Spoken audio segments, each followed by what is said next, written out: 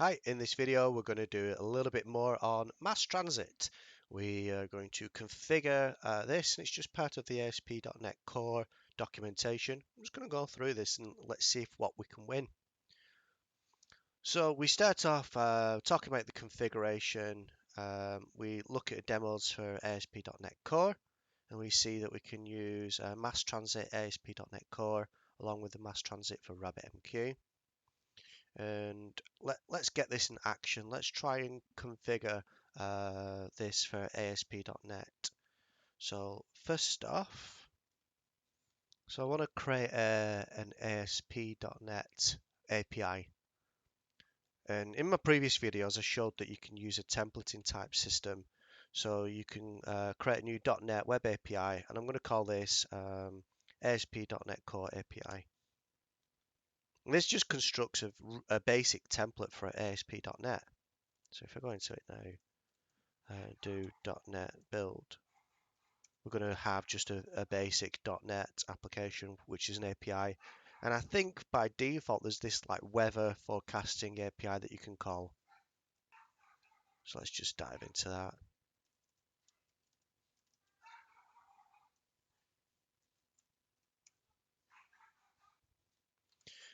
So if I do .NET run, just to give it a run and see what it looks like. It's a controller with a weather forecast. There's an API route. So if I do something like CL localhost, it's going to be HTTPS, isn't it? I've not installed that. By default, there's a HTTPS thing, but obviously the HTTPS isn't secure. You can obviously install the certificate locally. Host 5001, and it's the weather forecast. Let's let it know it's insecure. Yeah, cool. So we got it. I think if we take the insecure, it just won't work. Yeah, because the SSL isn't real. There is a way of loading in the SSL and trusting that development SSL, but I can't remember off the top of my head. There we go. So we've got an API that's working. We've got a basic .NET Core app that's working. So they were saying in the documentation that we can actually use MassTransit in ASP.NET, and all we need to do is just include a using statement, include it as a service. So very similar to the other video where we've got a startup and we inject a service as DI, as dependency injection. Make sure that we run a transient service so it runs in the background and we've got that service actually running, otherwise won't do anything. So let's give that a go, but obviously including MassTransit and including Rabbit's going to need them two dependencies. We're going to need the MassTransit ASP.NET Core and the MassTransit Rabbit. So it doesn't mention anything like that here, just kind of makes the assumption that you know that already. So let's go with it. Let's go to, I think it's programs or start. I always forget. Startup is startup, obviously. No, I'm not. Configure services, and we're taking a service collection. So that's this one. Because you've got to be careful because it's configure and then configure services. And of course, configure services is the place that you configure services, but it's easy to forget. So what we're going to do, I'm going to add MassTransit onto this service control. I'm going to do it actually right at the top. Sometimes it does matter where you put your dependencies. So if you try and put something like Swagger documentation below the controllers, it doesn't work because there are no controllers to actually run the Swagger documentation on. And I don't like that. There shouldn't really be any dependencies on order because people like me get it wrong. So yeah, of course, I mean, it's obvious that that was going to fail because there's no namespace or anything. And I've not even included the package, I don't think. So let's get that included. So it is from my previous tutorial, MassTransit ASP.NET Core.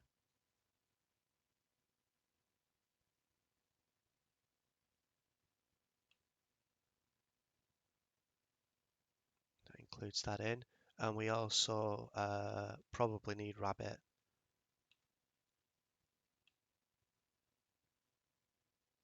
We're going to need a using statement as well.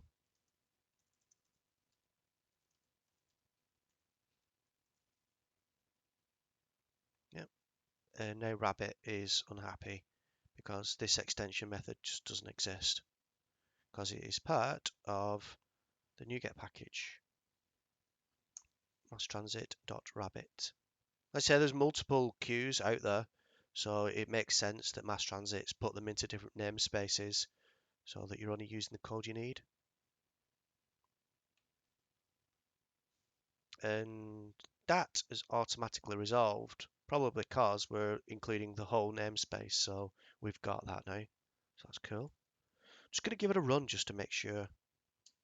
Shouldn't make any difference, so I've only included a service.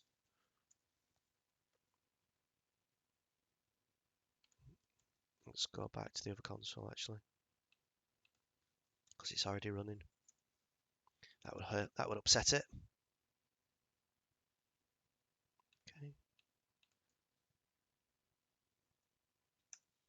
Yeah, so the API is still working, it's still building, compiling and running. A couple of warnings. Failed to connect to RabbitMQ. Right, okay. That's because it's not running. So let's create an instance of that Docker, shall we?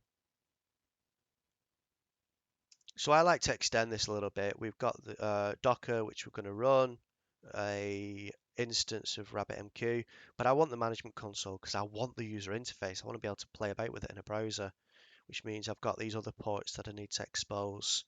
And then these ports are for actually the transmission of data in the background. So if I fire up that Docker container, I should now have a fresh instance of Rabbit running. So if I now run, hopefully I don't get them errors that I was seeing before. Connection failed.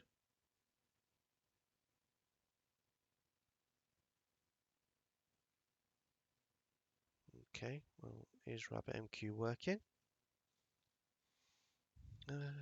Yeah, it's working. And even more strangely, I've got a connection. Broker unreachable exception. None of the endpoints were reachable. Oh, I think that is... It's not actually the connection to RabbitMQ itself. I think it's like the connection to the exchange or the queues or something like that. It doesn't mean that Rabbit's not working because, of course, Rabbit is working and we're connected to it. So let's swiftly move on and let's keep that in the back of our minds. Okay, let's have a look. What next? So it's cool to be able to send messages from ASP.NET. You know, you might have an endpoint that's to send an email or to add a note. So it's cool to be able to put that in. So in this example, it's configuring RabbitMQ. This message can publish from a controller as shown below. So here's a controller called value controller. Let's create that, shall we? New file, value controller CS, and let's copy and paste this. I don't like copy and pasting. We should really always type, but it's very boring in a video. Actually, the namespace I want to keep, otherwise things will get upset. Great. Value entered. Well, my guess is that value entered is going to come from this event contract. Now, if you find this namespace, if you find this somewhere, please post it in the comments because I can't. I have absolutely no idea what they're talking about. There's quite a lot of things called event contracts, but there is no NuGet package that is just called event contracts that has anything like this object in it. So to resolve this dependency, I'm just going to create a new class, public class, value entered, and then I think it's just called value. Oh no, string as a value. So that resolves that problem there. So we've got this controller. We publish in, and it's going to then have value entered. So really now when I call this endpoint, it should publish it probably to something called ASP.NET Core semicolon value, and it'll probably post it to an exchange like that. And then the queue will probably be called value entered. Let's give that a go actually. Let's just see what we win.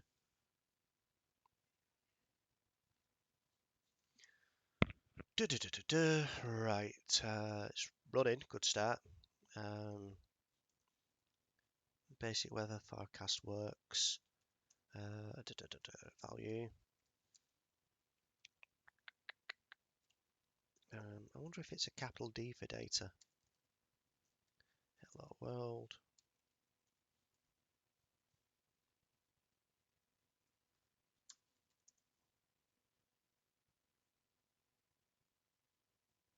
That should return back an OK status. Does anything happen? No. Did I even hit it?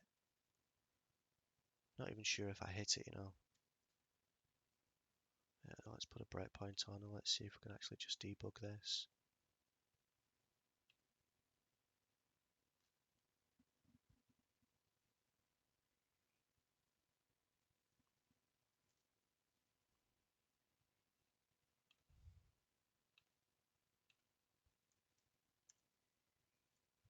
No. D? Nope. Yeah. Let's go over to Postman and let's do it old-fashioned way. So value 5001, value, still not hitting that breakpoint. Right. Oh, add up a minute, it stopped.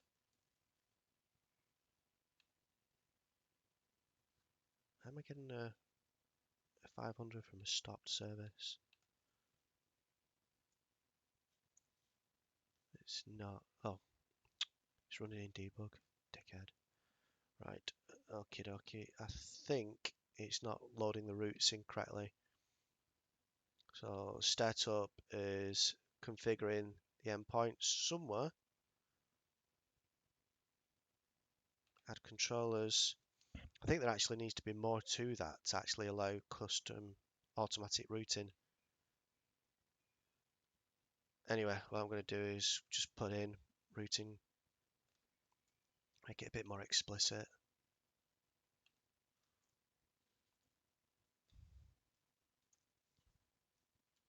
So now it should be value entered. Let's run that again.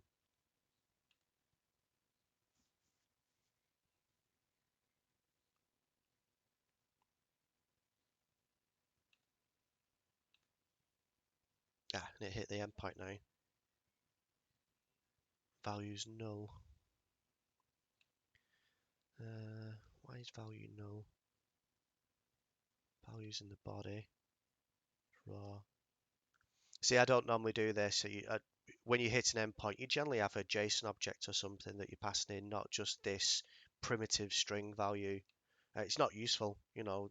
You can't extend it, you can't change it. If you have an object, you can always extend that object without breaking the service. I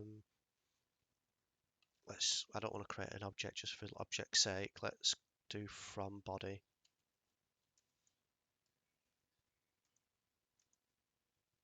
To tell it, to give it a fighting chance that actually this data is coming from the body.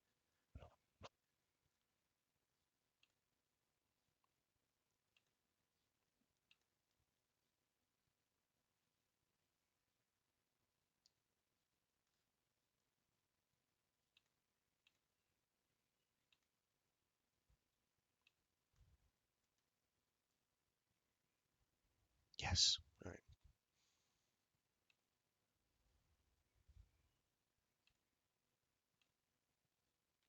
So one of the things that gets me is documentation should be copy and pastable. I should just be able to run through it without needing any additional knowledge. Um, you know, the system relies on the fact that you've created an ASP.NET with conditional logic that looks at your your controllers and knows to automatically create them as APIs. It knows that you must understand how to submit data and that you need the from body or you need a specially crafted post. Um, in fact, let me give you an example of that. I think if I take this out and run it again, I think by default it'll get it from the URL. So if I put a value of value in there as a query parameter, oh, I didn't put a breakpoint on.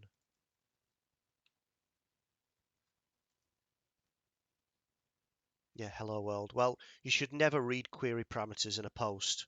The whole idea is that you're posting your data to keep it safe. You don't want it in logs. You don't want the URL in logs. Anyway, I'm sidetracking. I'm just annoyed over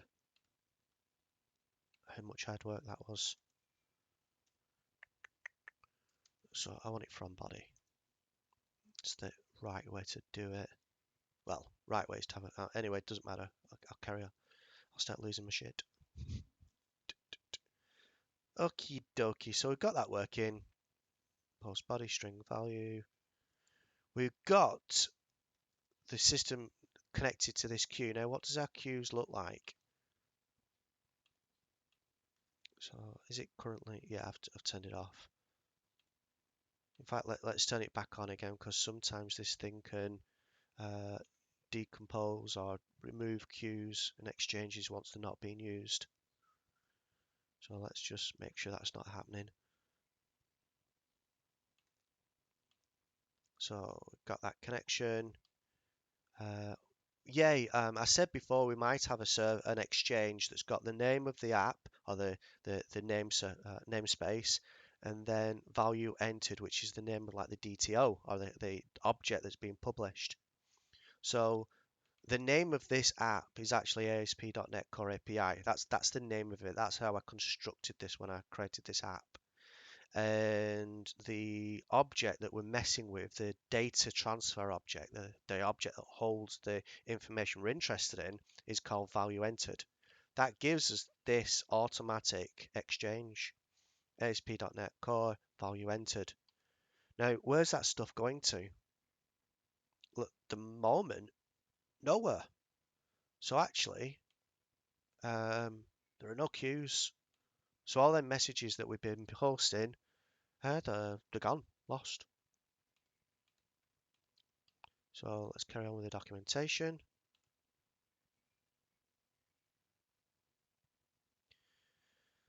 So ASP.NET can also be configured as a receiving endpoint. I think what they mean there is consumer. Yeah, so the consumer along with the receiving endpoints. So no. So the receiving endpoints are probably the queues and the consumer is the thing that's going to process that. Because we're talking about where we want that message to go. We published it, but where do we want it to go? So we need to configure the place that it's going to go to. So it's configured within MassTransit config as per the other bit. And it's discouraged to do it anywhere else. Well, you shouldn't do it anywhere else. That'd be crazy.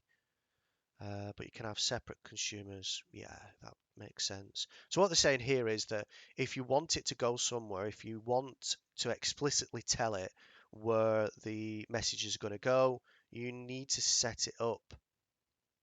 So what we're doing here, we're doing the receiving endpoint. Now we're also putting a consumer in. I don't want to do that because I just don't want to do it yet. So I'm not going to. I'm going to configure this so I want a queue, and I'm guessing that what happens is I'm going to get a queue called event listener. God knows why they've called it that. But let's give this a go. So this is in the startup configuration of the service. So let's stop. Program configure service, add MassTransit, then configure. And beforehand, we just add an empty constructor of this to configure it.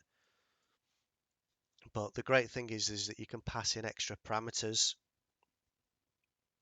And you can say what it is now. Configure consumer. I don't want a consumer.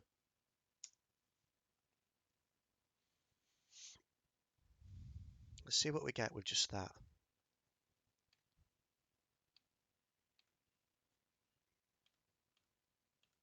Sorry, I'm clicking every button on the planet, right? So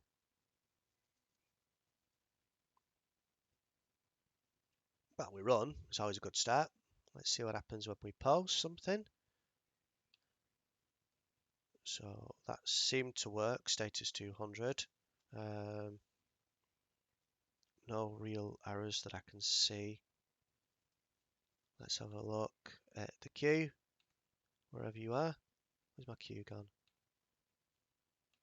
Here it is. So connections, exchange. Have I got a queue? Yeah, I have. It's got nothing in it though, apparently.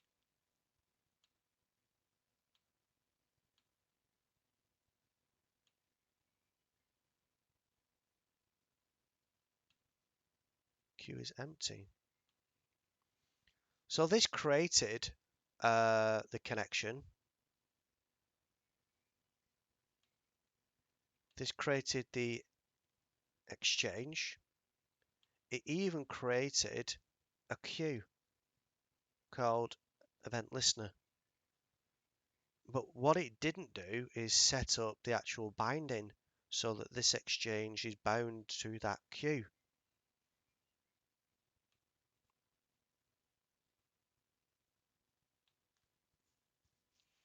So we now need a consumer. And I'm wondering if once it's got a consumer, then the exchange and the queue will be connected together. But what I'm going to do is I'm just going to take this class, and this is another bad example of the consumer being in the blob of code. It shouldn't be. It certainly shouldn't just be pasted into the startup file. So event consumer, so that should satisfy that dependency. I'm going to stop it because I don't trust the restart.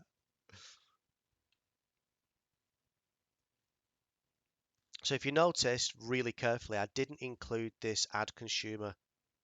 I just want to do it bit by bit and see what I win. I find that's a really nice way of learning. So what have we got here?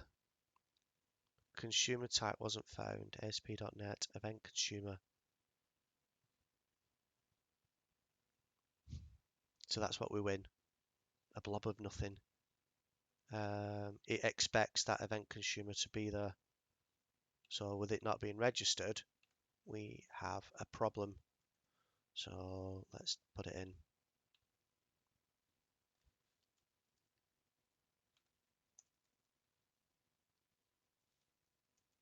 Come on. God, I hope copy and paste doesn't stop working. I'll never be able to code again.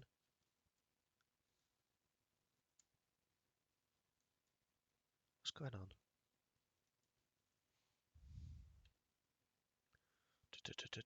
So let's run it again. Let's see if it even starts up this time.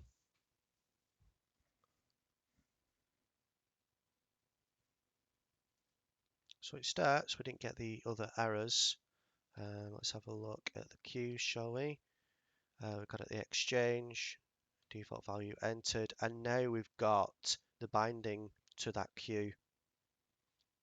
So we can see how the exchange was created, and then the queue was created, and then the link between the exchange and the queue was created, where we had this binding. So now any messages to the exchange as value entered probably should go into this event listener.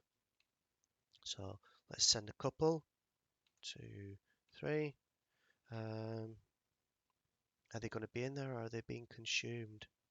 Because we do have a consumer in the same code. Yeah. So we can see here now that message is coming out. That is coming from a built-in consumer.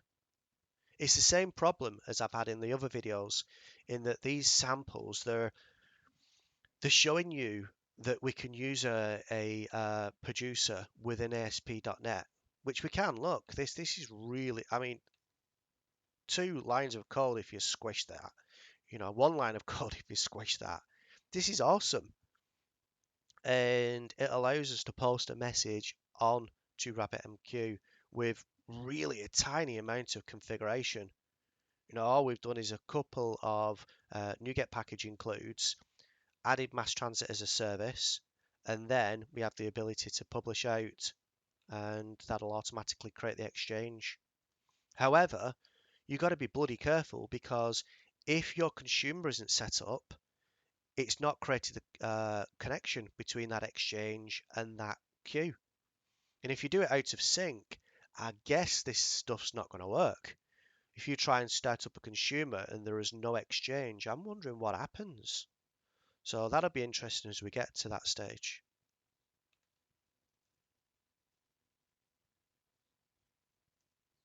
So we can't really turn off this consumer, sorry. In fact, you know what? I bet we can now that it's been created. So I'm just going to remove the consumer, so there isn't anything actually processing these messages. No. Okay, demand transit was not handled. A consumer type was not found. That's because we're configuring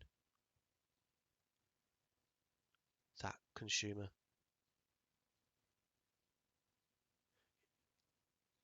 If I comment that out now,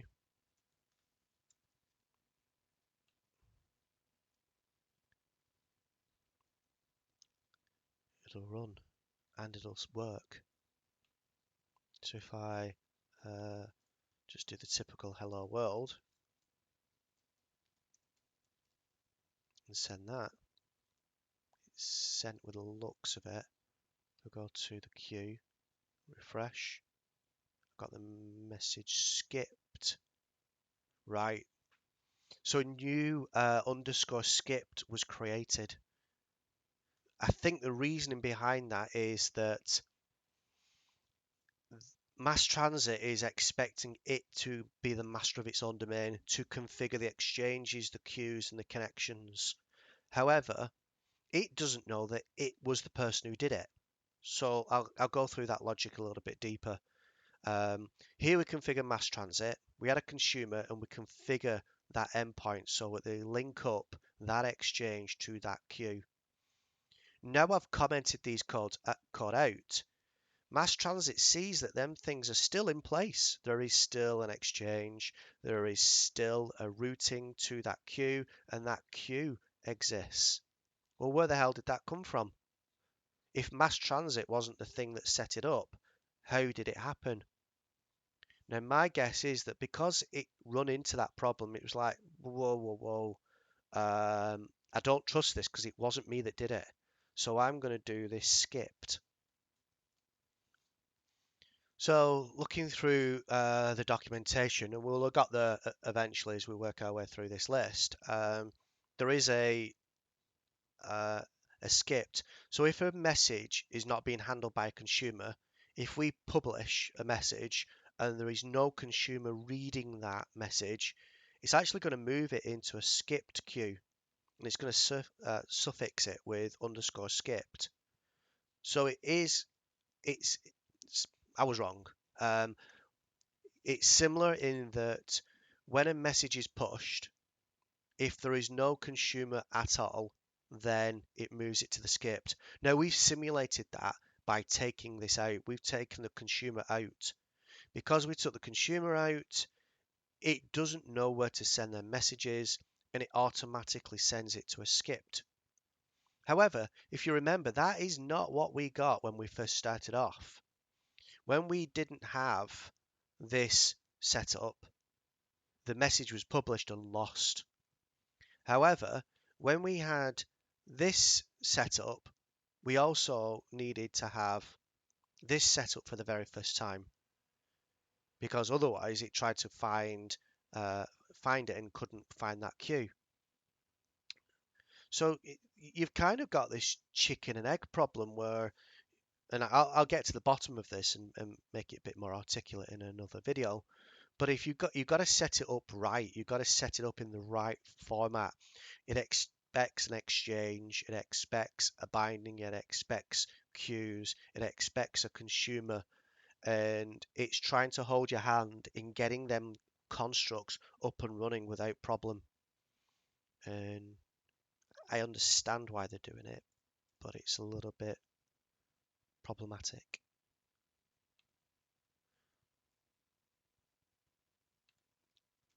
So now, if we had another consumer up and running that was actually processing messages from the event listener queue, because this system would know that there was a consumer, it would be okay, possibly. Now, I'm not going to run and do that in this video because otherwise it'll take hours. We'll do it in another part of the video, in another later video.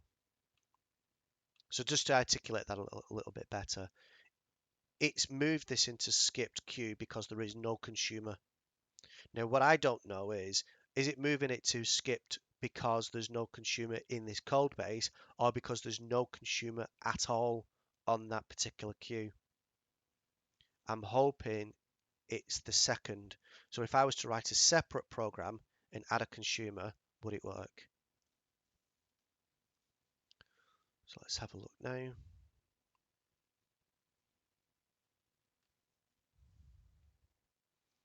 So you can configure, with the looks of this, it's talking about configuring the endpoints, which is the queues. As an endpoint name formatter. So you could probably have things like camel case, title case, Kerber case, which I think just puts dashes between everything. Yeah, so where there's normally an uppercase, it would put a dash and lowercase everything. It is wise to have a strong naming convention because it's case sensitive, and you don't want to be managing these queues yourself, honestly. You don't. You want something like MassTransit to be managing the construction of the exchanges, the queues, the bindings. You're going to get it wrong if you do it by hand. And having a suffix, having this naming convention is actually a good thing. So you can do that just by adding in that one line of code there, which is pretty cool. So let's give that a go. Let's get this up and running to give it a fighting chance. Or is it? It's just above the using RabbitMQ. Okay, let's restart it. I don't think that this will make a great bit of difference because it was already called event_listener. Now let's post a few messages. 1, 2, 3.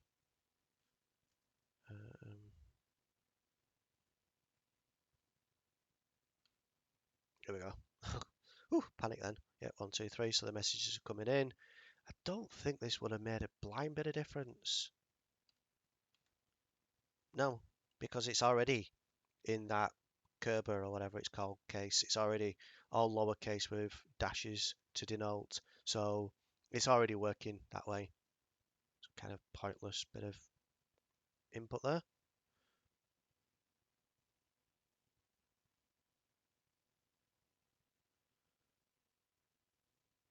Value entered, consumer, event consumer.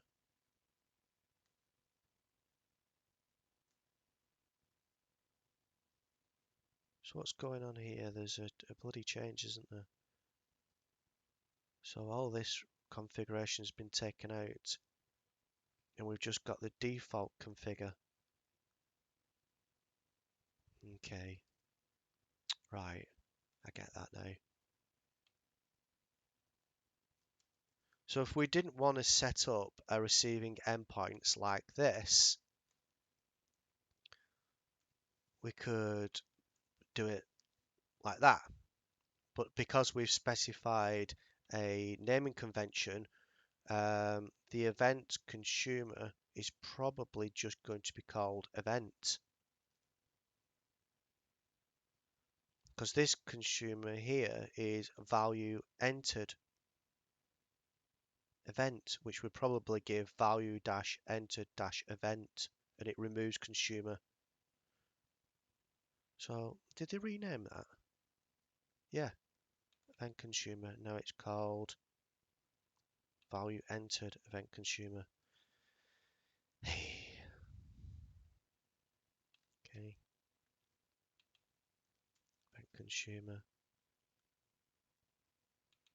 value. So if I run this now, we're not going to be manually configuring it.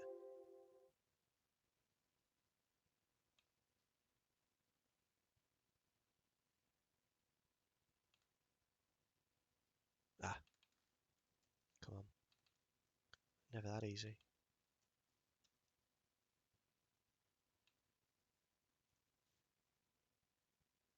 Oh, no, no, no, no.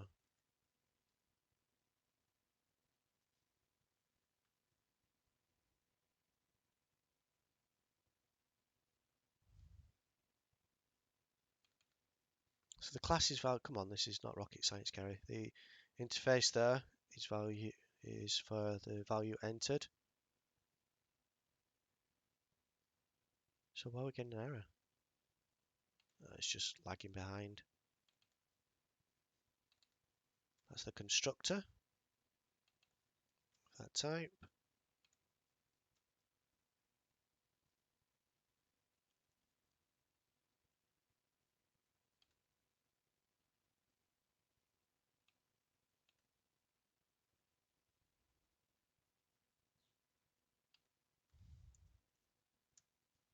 It's bugging out, isn't it? It says that it's not changed, but it has.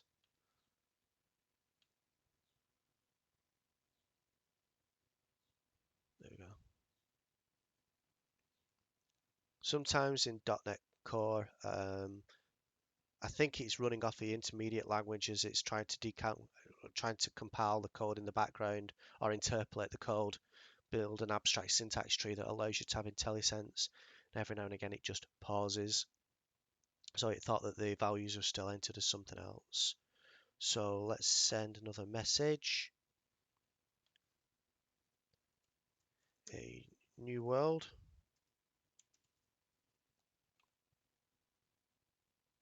If we go to RabbitMQ and refresh, there we go. We've got value entered event.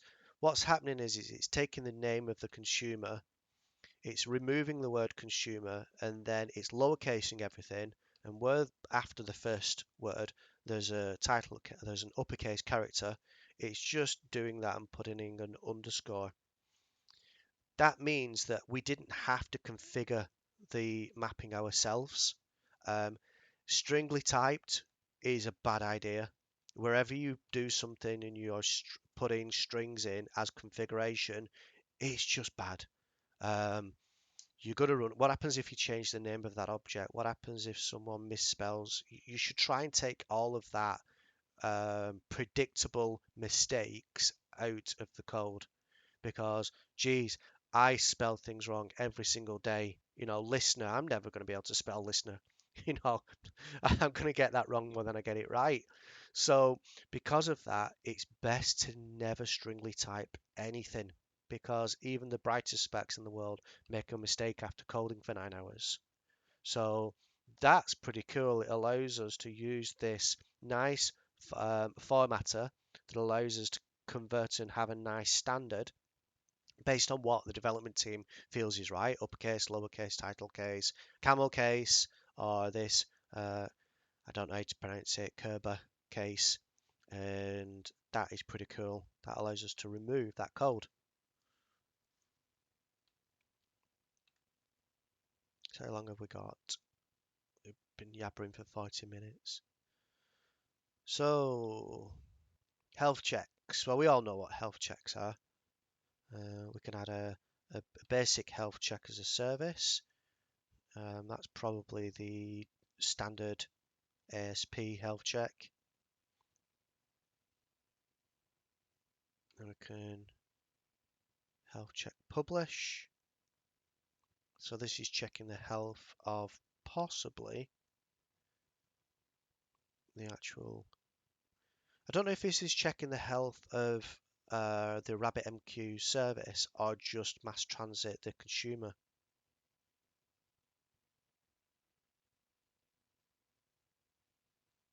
So option delay 2 seconds, predictability, make sure it contains ready. Then configure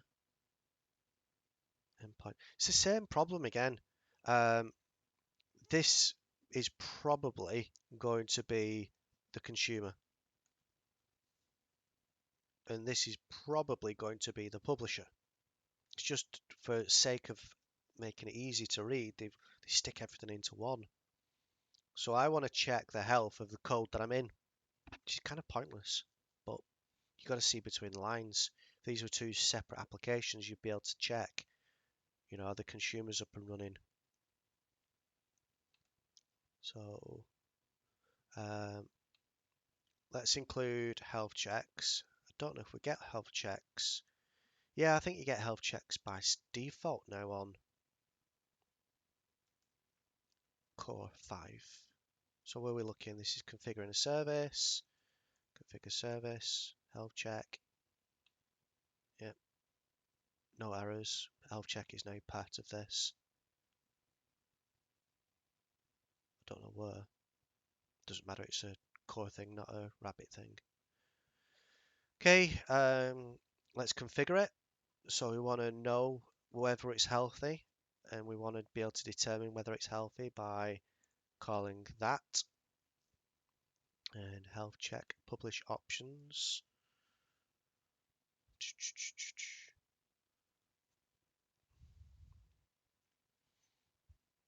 So I don't know actually where that comes from.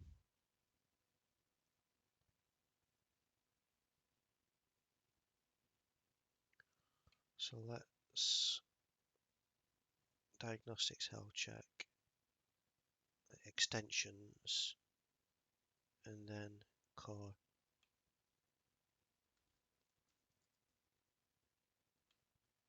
Does help give me anything?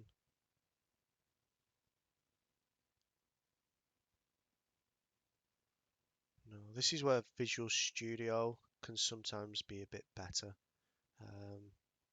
Can also be a lot worse in other places. So no, it's not part of that.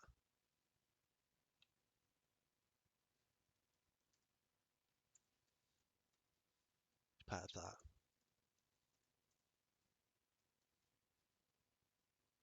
Okie dokie. There are better ways of doing that. You can actually search NuGet, and you can actually search for that type and work out what assembly or NuGet package it's part of. So okay, that's working. What should happen now if we run this? It should start to fail, I think, because it'll check the health, and the thing that it's hitting doesn't exist yet, so it should say that it's unhealthy. I'm not quite sure how it goes about doing that.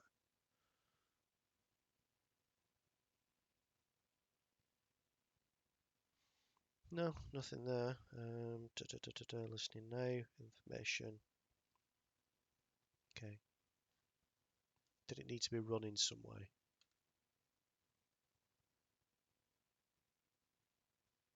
No, that health check should be running. So I wonder if it's only when you actually run the endpoint, but there's no health check endpoint configured. So there is no like /health to call. So this is kind of doing nothing at the moment, I don't think. So let's put in the rest. It's possible that this just isn't working as I'd expect it to. Well, let's put this configuration in. I think, yeah, that's registering the endpoints. Use endpoints, endpoint health check, that, and then it creates new healthy options.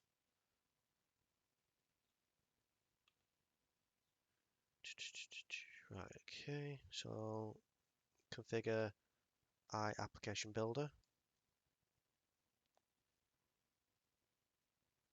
So configure application builder, use endpoints.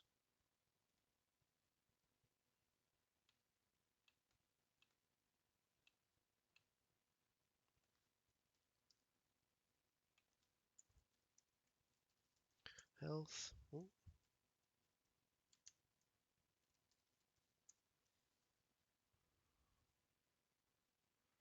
Healthy options, healthy check options. No, no. Oh, here we go. Could have done that before. Take it all back. Visual Studio VS Code. Right, so still running. Let's stop that. Let's start it up again. We should have these health ready. Terrible endpoints. Health live.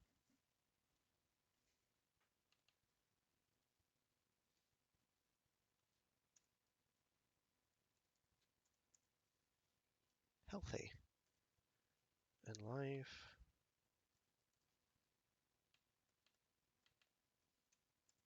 Healthy. Okay. Let's go to Patena. Let's go to this. Let's stop rabbit. I'll throw a spanner in the works.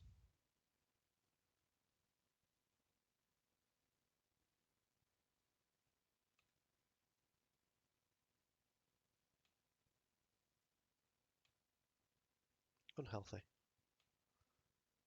So what was it? Was live and ready.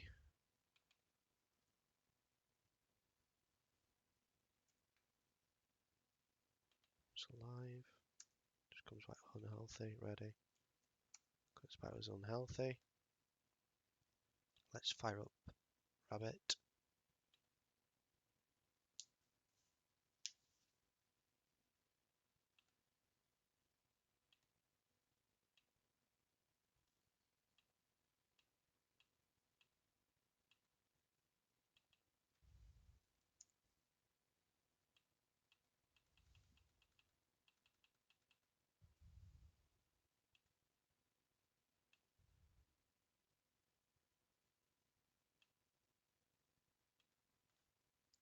So I brought it down. I brought RabbitMQ, the RabbitMQ container down. Remember, I've got this running as a Docker container, so it's easy to just bring down and fire up. And because of that, the health check died. Oh, it's now back to being live, ready, healthy. So that just took a while. Now, what I'm not sure of is if it only did that because I posted a message or whether I was just not giving it time. I think there's a time limit on it, but I'm sure it was like seconds.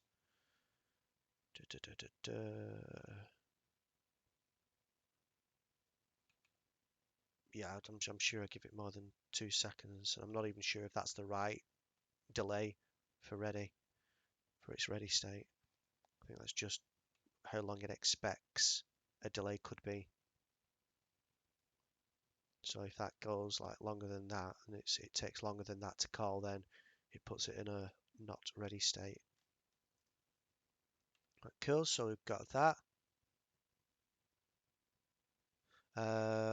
Console apps. Right. Okay. So we can build console apps. I'm not going to do this in this video. I'm going to stop this now. But what we can do is obviously you can put a consumer in a console app, which is what I've been talking about all this time. About these examples make no sense because all of the code is in one place. All of the code is in one running system, which makes it utterly pointless.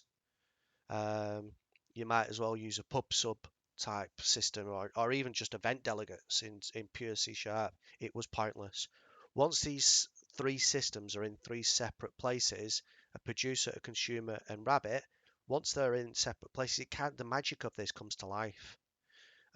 We can run this as just normal .NET Core app. So this is the .NET Core app, and I'll go through this in the next video. So task and just connecting and publishing out, simple enough.